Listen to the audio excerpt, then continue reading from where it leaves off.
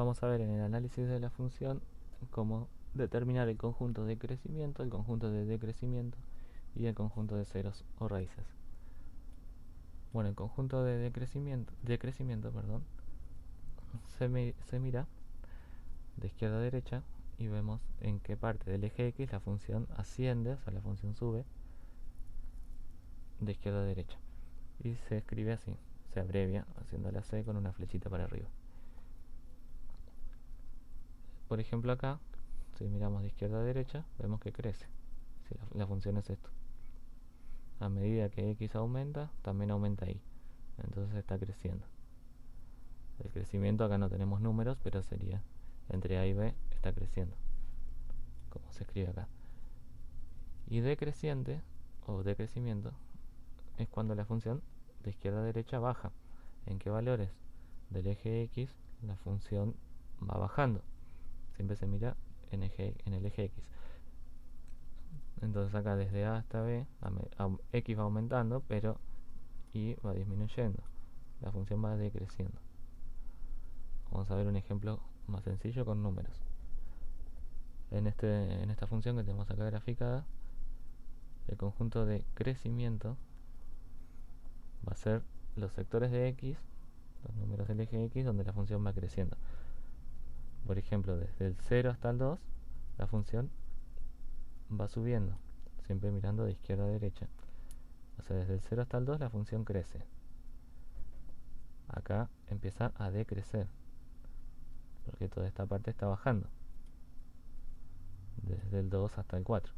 Y del 4 en adelante vuelve a crecer. Entonces, ¿cómo escribimos la parte del crecimiento? Desde 0 hasta 2, entre paréntesis, ahí estamos considerando esta parte, unido desde el 4 hasta el más infinito, porque acá vuelve a crecer. Y la parte del decrecimiento, es decir, la parte en que la función baja, es lo que nos queda entre el 2 y el 4. Entonces, entre paréntesis, 2 punto y coma 4.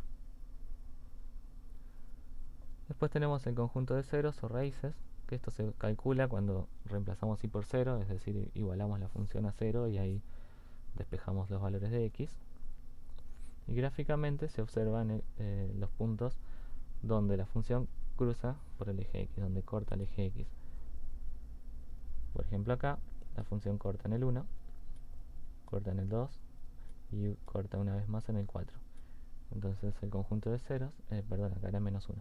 El conjunto de ceros va a ser el conjunto formado por el menos 1, el 2 y el 4 y se escribe así entre llaves y separados por punto y coma. Se pone entre llaves porque esto nos indica que es el menos 1, el 2 y el 4. No un intervalo, sino que son exactamente esos puntos. Y conjunto de ceros se abrevia con la C de conjunto y un 0 arriba.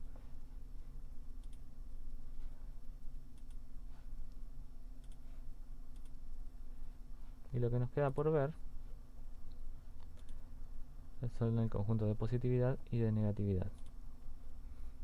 Esto se mira también en el eje X y lo que nos tenemos que preguntar es de qué valor, de qué valor hasta qué valor de X el dibujo está por encima del eje y de qué valor hasta qué valor está por debajo. Por encima del eje va a ser conjunto de positividad, es decir, C+. Por ejemplo, en este gráfico que tenemos, la función en esta parte está por encima del eje y en esta parte también. Quiere decir que el conjunto de positividad va a ser desde el menos 3 hasta el menos 1. Y desde el 2 hasta el más infinito, porque esto va a seguir siendo positivo hasta más infinito. Y en el conjunto de negatividad va a ser lo contrario, lo que nos quedó debajo del eje X. Debajo del eje tenemos toda esta parte que corresponde a los valores desde menos infinito hasta el menos 3, que sería toda esta parte, y desde el menos 1 hasta el 2, que sería todo este otro sector. Esta parte del dibujo está por debajo del eje X, entonces se considera negativo. Es negativo, porque cualquier valor de X que yo agarre en este sector me va a dar un valor de Y negativo, y cualquier valor de X que agarre acá me va a dar un valor de Y positivo.